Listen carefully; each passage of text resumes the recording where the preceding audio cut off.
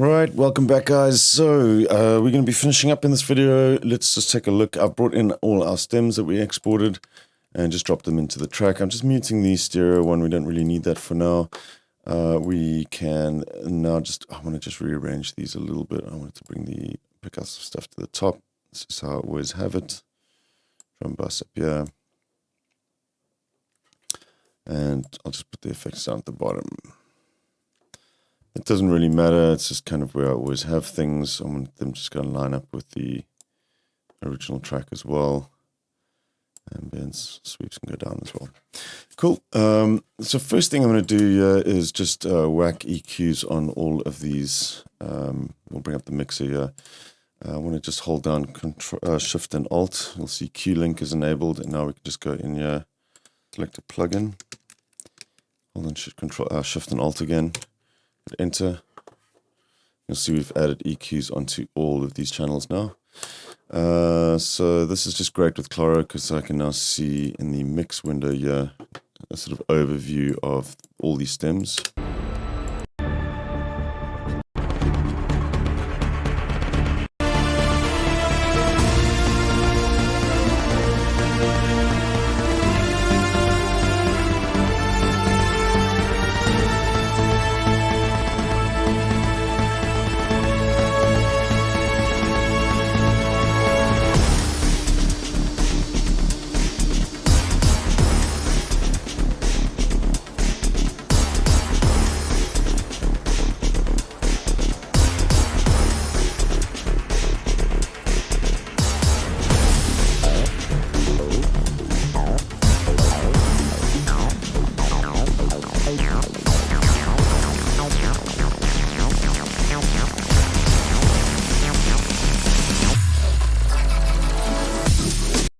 You can see there's nothing major going on as far as masking is concerned. There's a few little areas. Just take a look at some of the sweeps there where the risers kick in.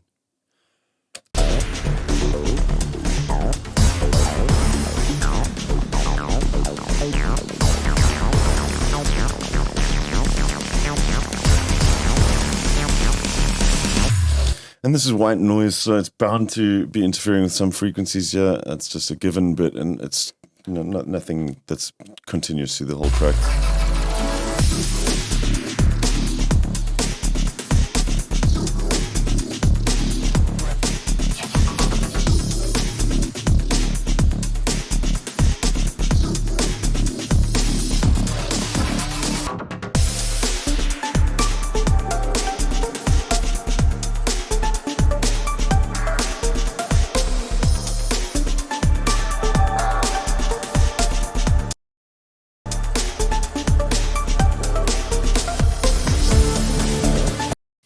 Nothing major happening with the bass either. Maybe just these brass stabs. Might just cut a little bit more off them.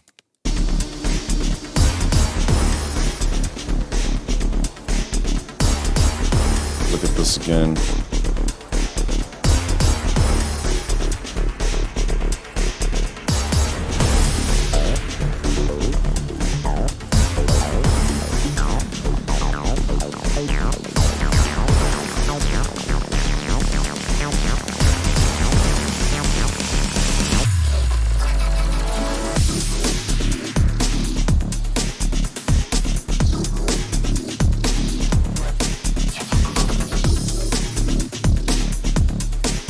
There is some low-end stuff in that, but it's mostly sort of, I want focused mostly on the mid-range stuff. There's a few like these reverse ones here. But even with that 60 cut, it's not really making a massive difference there.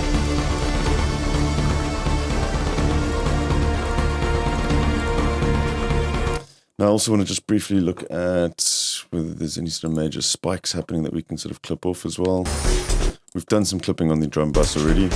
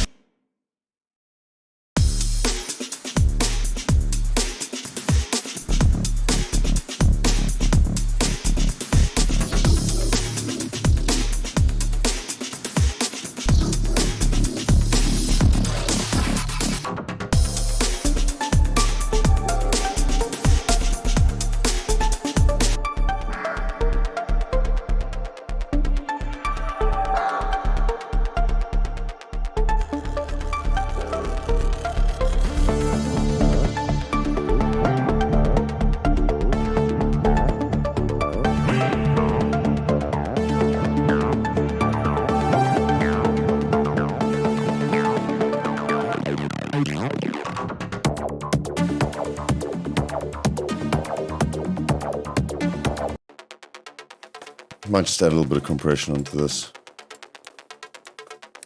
I'm actually going to just try a brick wall limiter on here.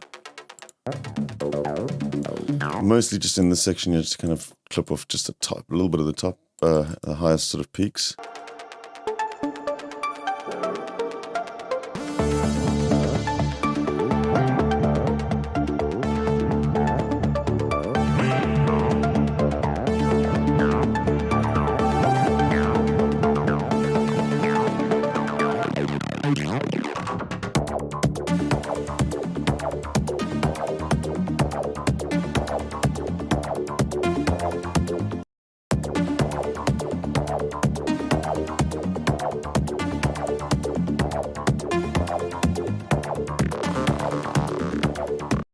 So nothing major there, just kind of helping it overall, just to get rid of some of the little extra bits and pieces peaking too loud there.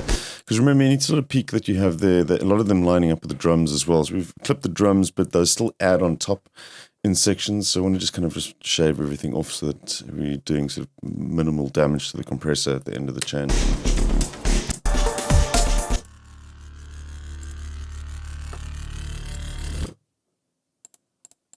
Cute those. I may also just shave some of the really subby stuff off here.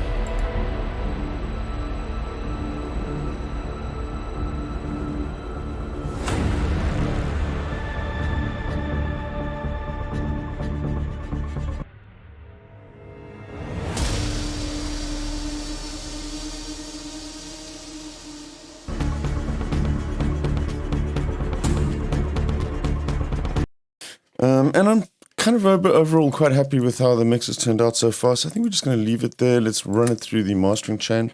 So we're going to go add effect group channel to selected tracks, and we'll just say master. So all of these are now being sent to here, and we can start putting down our mastering chain. So this is kind of one that I use a lot. So I'm just going to kind of add these in, and we'll tweak them from there. Gullfoss first in the chain. They recommend that you run this first. In actual fact, I should be running the Gullfoss master plugin. Controls are a little bit finer, and it's a higher resolution that it operates at. And then from here we go to VX Digital. We could use Claro here as well, but I'm just so used to using VX Digital for this.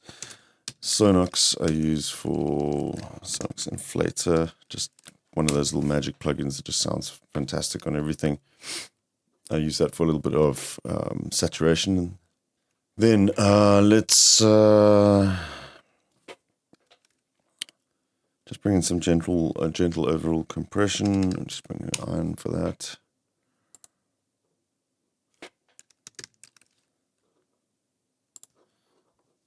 Pultec style EQ just to shape things around a little bit. Then I run it through Ozone 9. Mostly just the limiter, but I'll usually just use the Ozone Assistant just to pick out a few resonant frequencies and things. Yeah, sometimes it finds a few little places that can just ease off how hard you have to push the limiter. So we'll do that now in a sec. Let's just dial in Gullfoss first.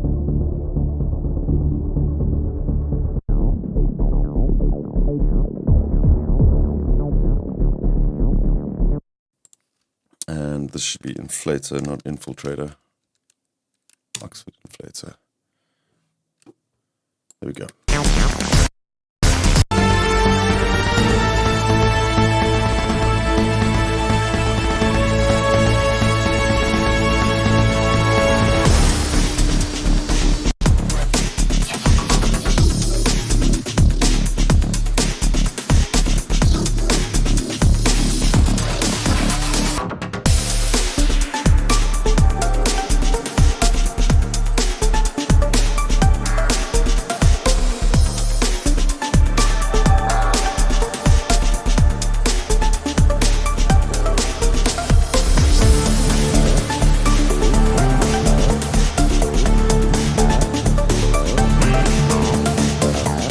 Just dial in the inflator too. Oh, and our EQ we need to set up and just make sure that we're not touching anything yet too.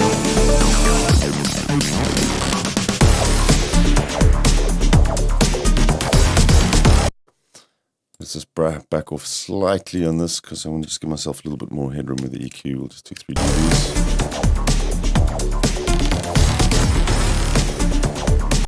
And that's the preamp section, so just before Gullfoss, that's bringing it down slightly. So we can set the mono maker up here as well. We'll go up to around 80 hertz. Roll off the lows. Yeah, the highs can probably come. We're not going to hear anything above 22K anyways.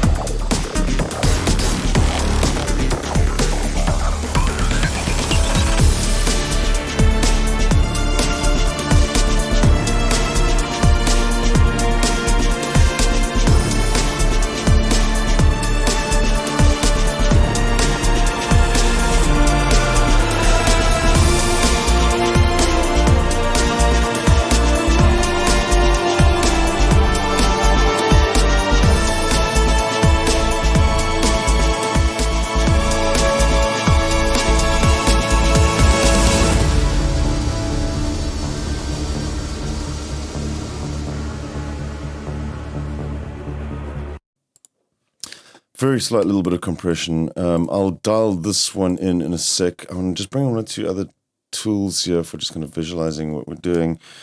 Let's bring in fact, I may already have this tonal balance control on my monitor out. And let's just take a look at the options that we have. Maybe modern or orchestral. It's more pop than EDM. I mean, it's pretty EDM kind of thing, but I've got a little rock and orchestral elements in it. So let's just put it on modern. And this is just going to kind of give us a guideline as to the balance of the frequencies, because it's quite easy to sometimes just sort of overdo the low ends or the high ends or whatever. And this kind of really just shows you a guideline of where you should be aiming to focus the energy of the track within. You'll see these are all different. If you go orchestral, you see low mids very, very high up, but also very contained. This you've got a lot more room to move up and down with the dynamics of the lows. And this is just kind of built from profiles from a whole bunch of different tracks. You can actually create your own profiles here too. R&B, soul, you see a little bit EDM, much higher up bass range, all kind of more contained here. But we'll just stick to the modern section for now. Or pop even. Pop's pretty similar to modern, yeah. Okay, that's fine. And I want to keep that one open. Let's also just run Ozone quickly. So we're just going to use the assistant just to give me a kind of guideline here. The modern CD intensity. Let's try out high. We may back off on that slightly. And go next.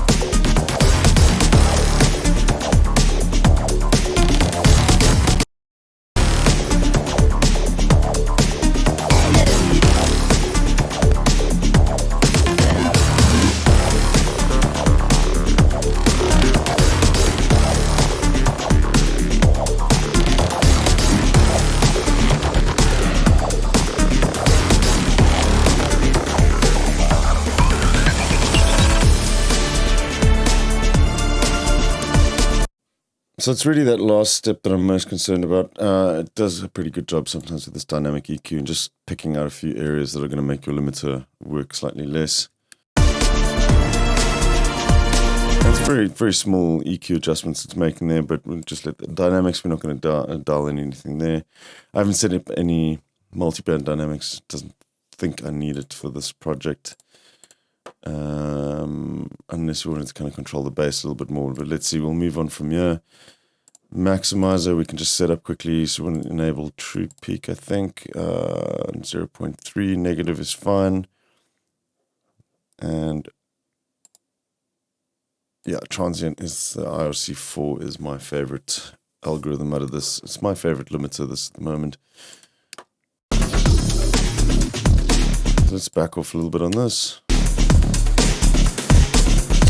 I don't want to overdo it too much with all this orchestral stuff going on here. And also we've got this section here, it gets a bit louder, so let's rather audition, yeah?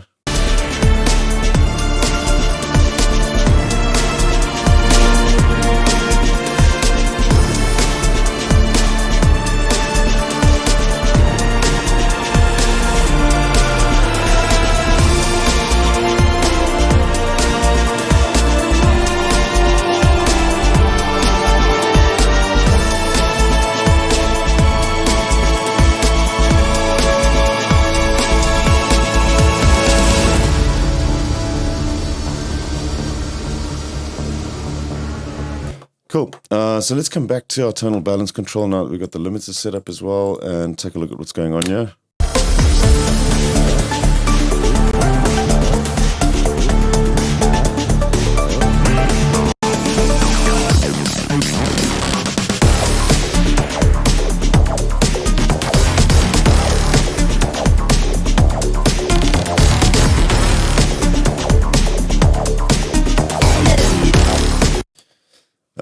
Slightly less concerned about that, but the low mids I would like to push out a little bit more. That's often where a lot of the loudness comes from too. Our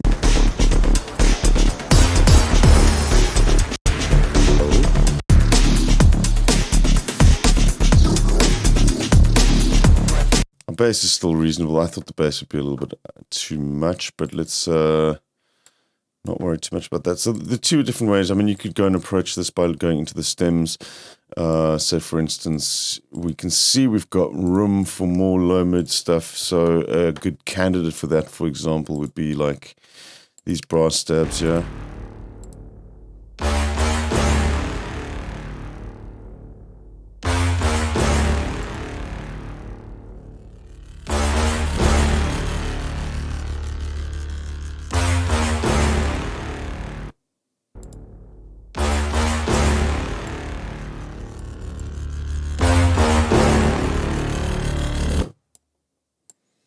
In fact, I think we'll really be down here around 500. Let's take that down.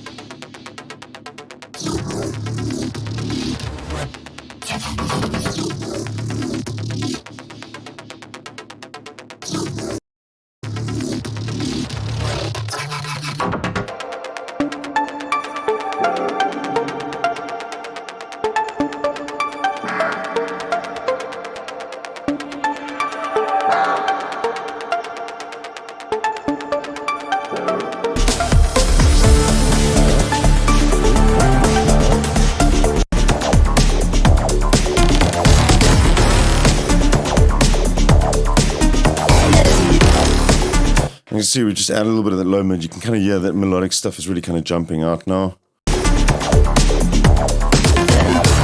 And we can also globally do some of this as well. I do typically do a little bit of boosting and cutting around here too. Although in this case I don't think I need much. We could maybe just shave off a little bit of the highs.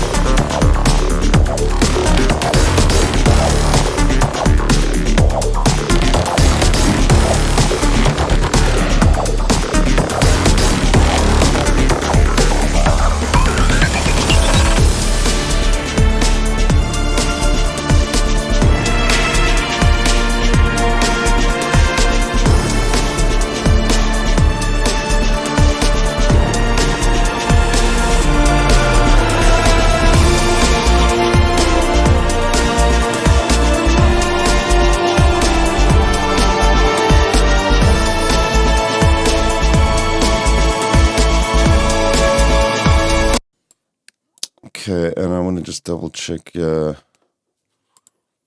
got boosting slightly there. Let's turn this off. Just the makeup for the compressor because this input is clipping slightly.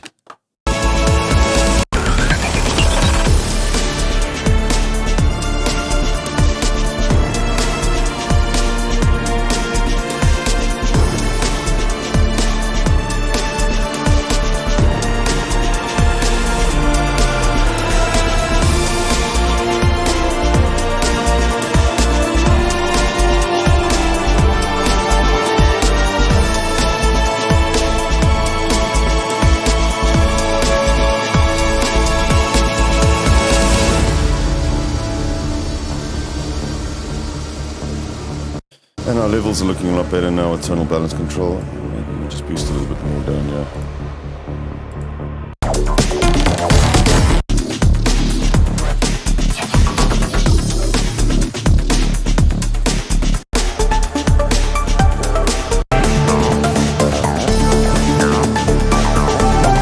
It doesn't have to be perfect all the time either. There are parts of the track where there isn't much low mid stuff going on.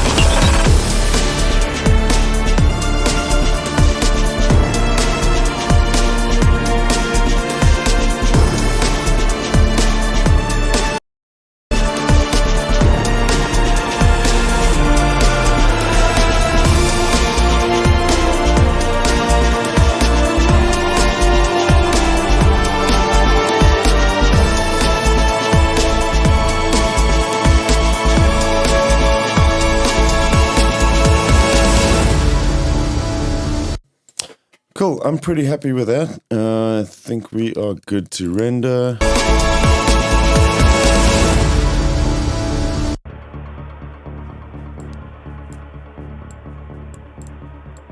Just gonna put in some fades at the end, and we want to just start this around there.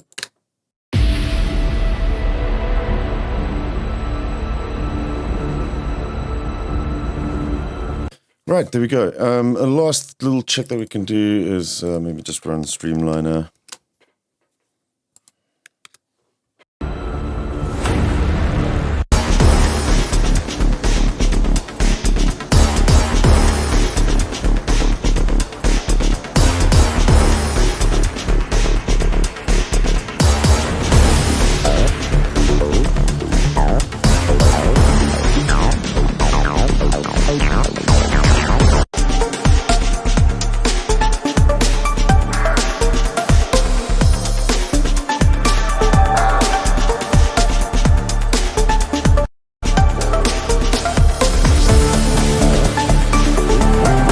So I'm just flicking through the different codecs just to see that nothing's kind of jumping out that doesn't sound right when converting it to different codecs. You can also, if you're wanting to render stuff down to Spotify standards, you can do that here. We can just click on Spotify and just go match.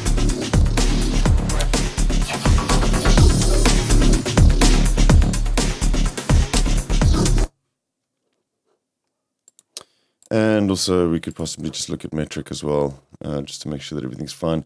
It's not like super, super loud it's loud enough for me, but we can take a look here, the dynamics, the loudness.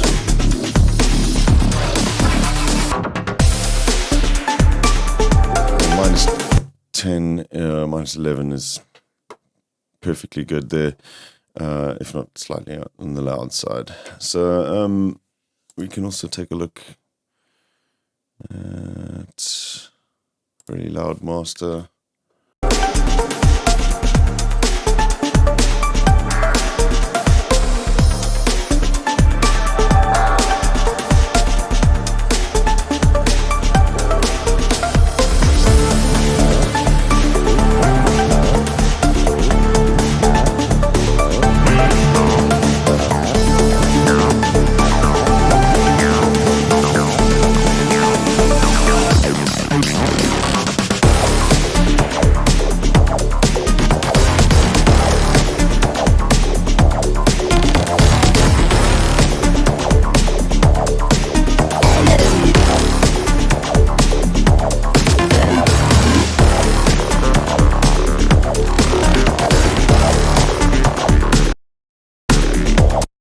Cool. I think we're good there. Let's just set up the export for this quickly. So what I'm going to do is go to export audio mix down, and the few things you want to take a look at is just make sure that you're on stereo out here again. Hybrid breaks master, we're going to be sending that to the mixdown folder as well. And we are going to do this at 24-bit. If you want a 16-bit version, cool. I just always do things as 24-bit nowadays. If you're releasing on Bandcamp, you have a 24-bit option. Same goes for Spotify and Apple Music. It's better to send them a 24-bit file so that they don't have to up it to 24-bit and then transcode from there.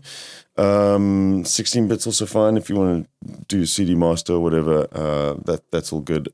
For a lot of clients, I'll send them both. So if we'll do like a radio version and extended version, I'll do both a 24-bit radio and extended and a 16-bit version for them as well if they're wanting to have that 16-bit one. If you are going to do the 16-bit version, you want to make sure that you just come into Ozone and turn on the dithering. If you're doing 24, you can do 24. You can just leave the dithering off otherwise, but we'll leave it on 24-bit depth, and then that's all good to go. We can also just make sure that we've got, yeah,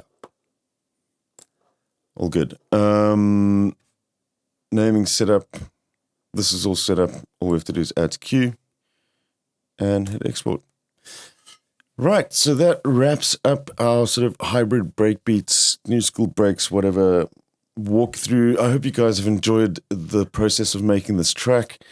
We covered a lot of ground here, a lot of different genres and things. But I hope you guys have enjoyed this, and I will see you soon at Sonic Academy for another tutorial. Cheers, and see you then.